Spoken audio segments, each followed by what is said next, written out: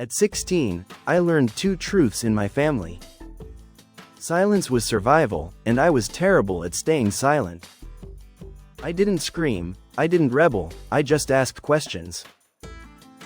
Like, why did Aunt Marlene stop coming around after the will was read? Why were there two sets of accounting books in Dad's study? Why did Mom say, "We don't talk about that"? Every time someone mentioned the fire on Sycamore Street, they told our neighbors I had an artistic temperament. But at home, they started calling me unstable. They moved my bedroom to the basement. I wasn't allowed to sit at the table during dinner with guests. Mom said it was because I made people uncomfortable. I stopped getting invited to family vacations. The excuse was always, "It's not the right time. We're doing something low-key, you need rest." They made my world small, then blamed me for how I handled it. And when I confided in my English teacher, just once, just enough to say, "Something isn't right at home," she called my parents out of concern. That night, I came home to an empty bedroom. No bed, no desk, just a suitcase by the door. Mom handed me a folded paper, "Pack. You're going to Lakeview Wellness, you'll get the help you need." I stared at her, "What help?" She smiled, "The kind that makes you quiet." And I realized I hadn't been sent away, I'd been erased. The file came in just after lunch. A new inpatient, severe anxiety, episodes of dissociation. Night terrors, violent outbursts triggered by memory recall. Age 25, name Tyler Monroe. I stared at the page, waiting for my pulse to settle. I knew that name, I'd grown up with it. Heard it every time someone said, "Why can't you be more like your brother?" My hand stayed steady, my voice didn't waver when I spoke to the attending. I told her I'd take the case. She asked if I was sure. I said yes, I lied. The last time I saw Tyler, he was 13. He stood at the top of the stairs while I was being led out the front door, with two strangers in white coats. He didn't ask where I was going, he didn't speak, he just watched. And now, years later, I was the one being handed his intake papers. His medical records were thin, too thin.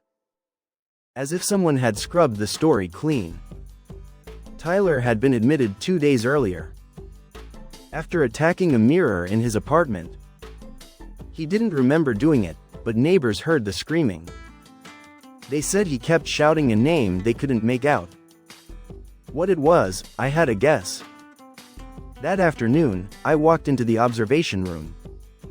One-way glass, neutral lighting, standard setup. I saw him before he saw me, same face, older, fragile now. Skin tight across the jaw, eyes darting without direction. He looked lost, he looked like someone waiting for a ghost. And for the first time in 13 years, I thought, maybe I'm not the only one who was haunted. I didn't sleep that night, I told myself it was the call schedule. The charts, the usual tension of residency. But that wasn't true, the truth was simpler. I wasn't ready to see my mother's eyes on a younger face. Wasn't ready to stand across from my brother and pretend this was a standard case file. This wasn't justice, it was a mirror. And I wasn't sure which of us would crack first. The next morning, I typed the handover request. I wrote the words every resident writes when the weight is too much. Personal history, conflict, seeking reassignment. I didn't submit it, instead, I sat across from Dr. Patel during coffee rounds. She'd been my attending in emergency psych for 2 rotations. She knew what quiet pressure looked like. She looked at me, then at the unsigned form in my hand. You're allowed to walk away, Elise. But ask yourself this first, are you protecting him? Or protecting the version of yourself they told you to be? I didn't answer, I didn't have one. Because what if this wasn't about healing him? What if, deep down, I just wanted them to see me? Not as a patient, not as a problem, but as a professional. Someone they couldn't ignore, couldn't erase. Couldn't silence with one phone call. That wasn't justice, that was ego. And ego doesn't belong in treatment. But something else did, accountability. By the end of the day, I reopened Tyler's file. I cleared my schedule for the next 72 hours. And I walked back into that clinic knowing one thing for certain. I wasn't looking for revenge, I was looking for truth. And maybe that was more dangerous. The house was still standing, barely. It hadn't been sold, just left to rot. Boarded windows, yellowed mailbox. A patch of dead grass where the rose bushes used to be. I parked across the street and waited. I wasn't sure what I was looking for, closure maybe. Or evidence that I hadn't imagined at all. The front door was unlocked, of course it was. Inside, the wallpaper had peeled, mold clung to the corners. The kitchen reeked of dust and old gas lines. But the staircase, it looked exactly the same. Third step from the top still creaked. The hallway still smelled faintly of lemon polish and control. I went to my old room, they'd stripped it bare. But I remembered the floorboard by the window. The one that shifted when you stepped just right. I pulled it up, expecting nothing. Instead, I found a small tin box. Inside, a folded photo, a note in fading ink, and a child's drawing, mine. The photo was of me at 16, arms crossed. Standing beside Mrs. Rivera, our old neighbor. The woman who used to bring me books. Who once said, "You don't imagine the truth, you see it before others do." The note was hers, it read, "I saw what they did. You weren't sick, they were scared of you. One day, you'll come back, and when you do, don't knock, take your place." I sat there on the floor with the letter in my lap. And realized she'd believed me, someone had believed me. And suddenly, I wasn't in that room to remember what I lost. I was there to reclaim who I'd always been. I walked into the hospital the next morning, feeling the weight of the letter in my coat pocket. It was strange how something as small as a folded piece of paper could make you taller. Tyler was scheduled for his first real session. I asked the nurse to bring him into the consultation room. I waited, notebook in hand, breathing in the antiseptic calm. When the door opened, he looked older than I remembered, but not by much. There was a rawness to him, a kind of unfinished grief. You only see in people who grew up believing pain was private. He didn't recognize me, not at first. But when I introduced myself, Dr. Monroe, he blinked. A flicker of confusion, I saw his jaw tighten. The way it did when he was a child and didn't want to cry. He sat down, eyes darting everywhere but my face. I ran through the standard questions: sleep, appetite, memory, nightmares. Each answer was clipped, cautious. As if he was afraid of giving something away. Halfway through, he finally looked up. "Have we met before?" I paused, the old instinct to lie rising up, but I pushed it down. "We grew up in the same town," I said. He nodded, but his hands kept moving, nervous, searching. Like he was feeling for a door in the dark. The session ended with more silence than words. But I knew something had shifted. For the first time, I saw not just my brother, but the scars the family left on both of us. And for the first time in years, I was the one holding the pen. I started digging, not into Tyler, but around him. His medical file was thinner than it should have been.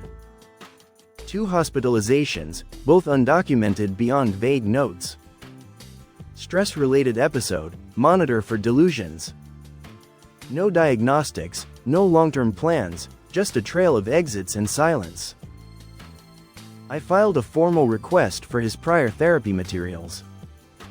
It came with resistance, then 2 days later, a sealed manila envelope arrived at my desk. Inside, 5 compact discs labeled in fading marker, Tyler Monroe, Sessions 1 to 5. I stayed late that night and played the first one.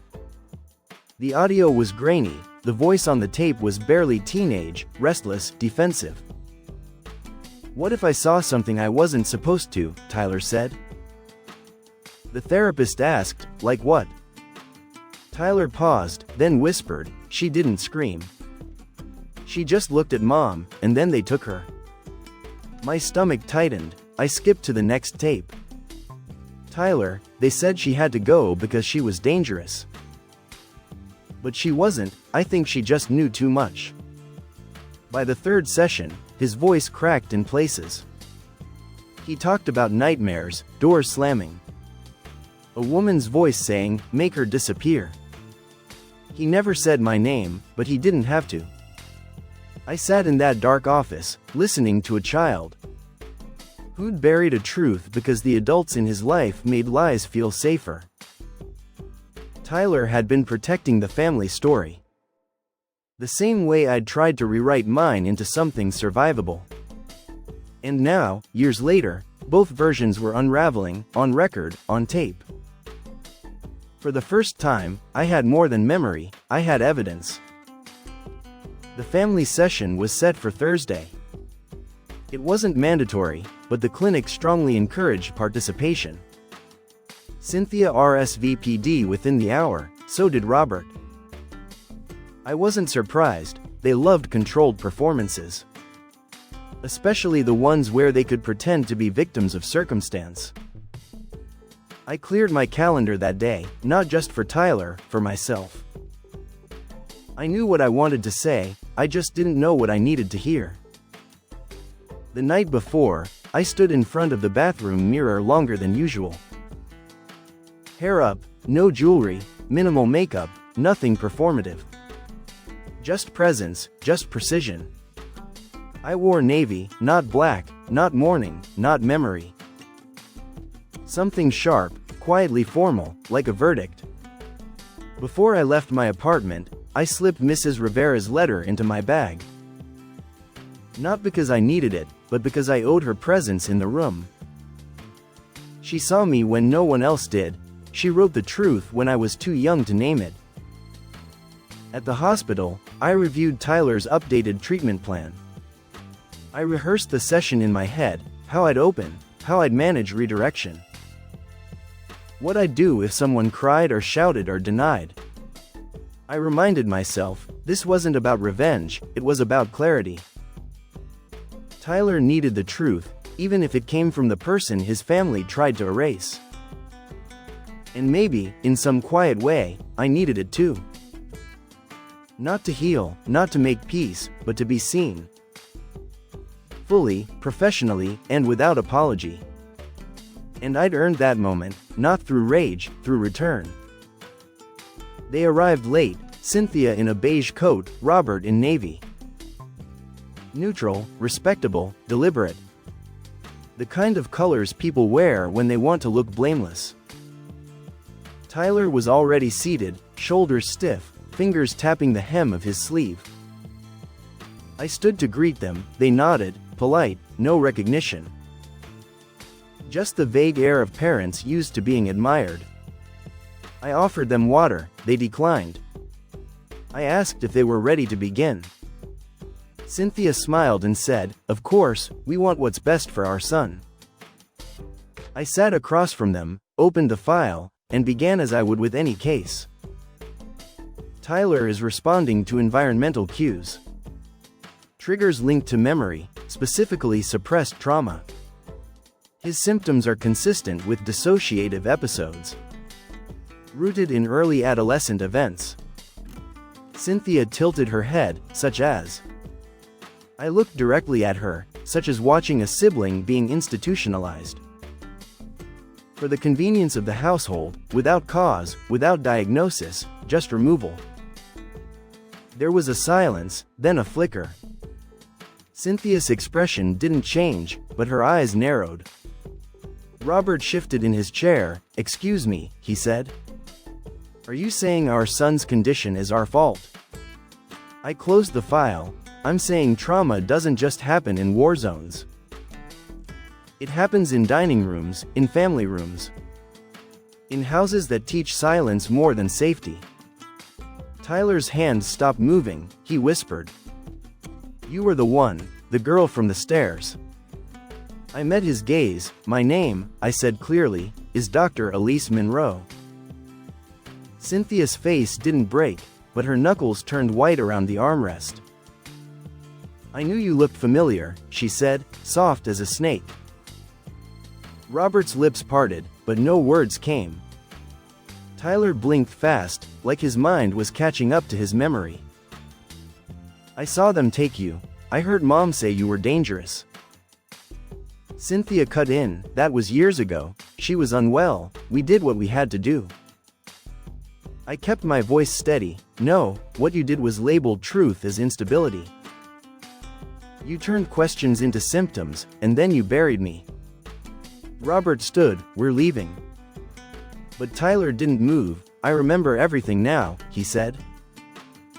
"You didn't scream, you just looked back, you were calm." Cynthia stood too. Her voice dropped. She was a disturbed child. I stood last. "No, I was a mirror, and you didn't like what you saw." They left without another word. The door clicked shut. The room held its breath. Tyler leaned forward. "You really became a doctor." I nodded. He exhaled, like it hurt.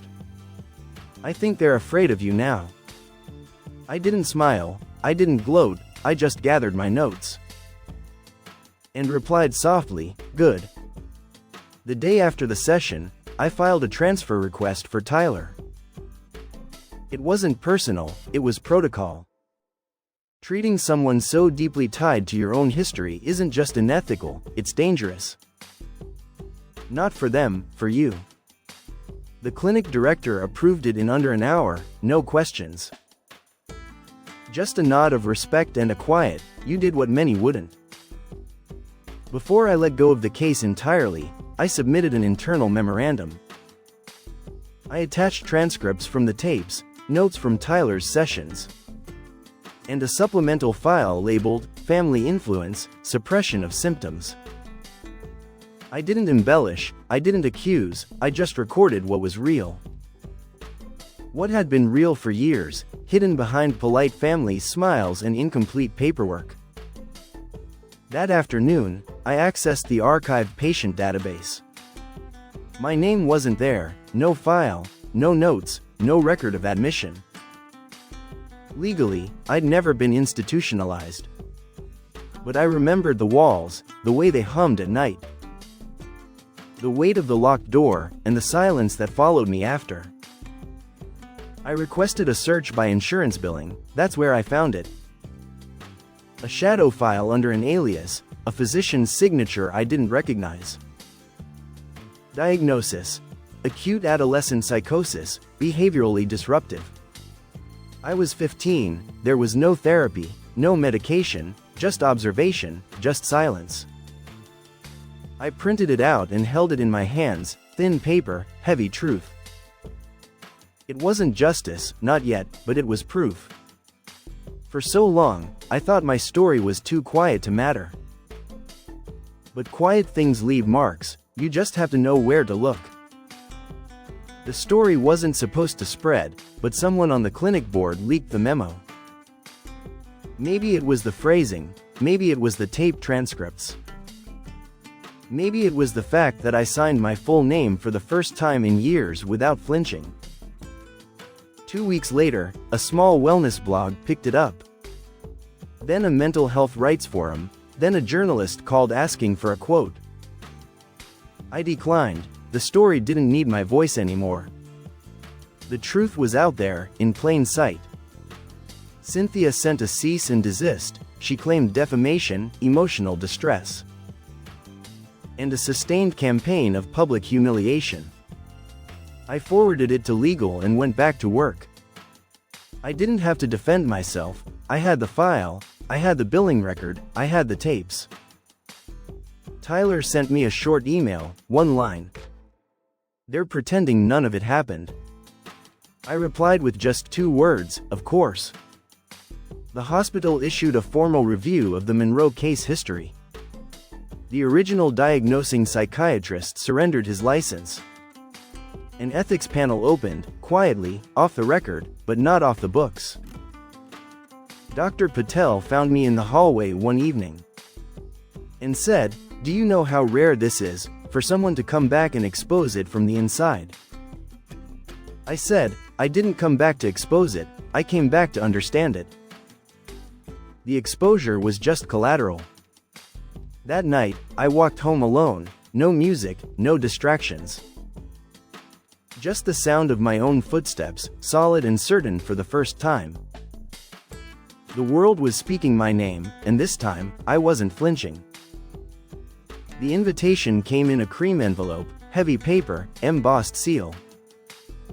A national symposium on adolescent psychiatric ethics. Panel title, Misdiagnosis, Power, and the Cost of Silence. They wanted me to speak, I almost said no. I wasn't a speaker, I didn't want applause. But then I thought about how many voices never get that stage. And how many girls were still being told they were too emotional, too dramatic, too much. So I said yes. The auditorium was modest, intimate. Rows of thoughtful faces, notebooks ready, no lights, no performance, just truth. I didn't tell them everything, I didn't name my family, I didn't need to. I told the shape of the story, the way it folded in on itself. The way a label becomes a cage, how easily that cage gets passed off as help. Somewhere in the middle, I looked up and saw Tyler at the back of the room. Standing, not hiding, he met my eyes and didn't look away. After the session, he waited until the room cleared. Then walked up and said, "I talked to them. I told them I'm done pretending they were good people." I nodded, that was his story to tell now. Then he said, "They didn't just make you the problem, they made you the diagnosis." I didn't reply, I didn't have to, he already understood. That night, I walked past the clinic lobby. My name was etched in the glass donor wall, just 4 words. Dr. Elise Monroe, Psychiatry. For once, I didn't feel erased, I felt placed. I didn't plan to go back to the house, it had already been sold. A new family lived there now. They'd painted the shutters, reseeded the lawn, hung a wind chime by the porch. But I drove by anyway, parked across the street. Sat with the engine off and the letter in my lap. Mrs. Rivera's handwriting was still clear, though the edges had faded. "You weren't sick, they were scared of you. One day, you'll come back." And I had, not with shouting, not with rage, but with records, with proof, with a name they couldn't erase this time. I stepped out of the car and walked to the porch. A child's drawing was taped to the front window. The new owner opened the door, curious but kind. I introduced myself, said, "I once lived here." She nodded, said quietly, "You're not the first to come back." I didn't stay long, I didn't ask to go inside. I just took the letter, slid it into the mailbox, and said, "This belongs here more than I do." Back in the car, I sat with the silence. Not the kind I used to fear, this one felt earned. They had called me unstable, labeled me, locked me away. Rewrote my story without asking if I had one. But I did, and I'd lived it out loud. In lecture halls, in case files, in glass-etched panels, and whispered sessions. I wasn't their shame anymore, I was my own record. And if the past ever came knocking again, I had something better than anger, I had the truth. And I knew how to file it properly.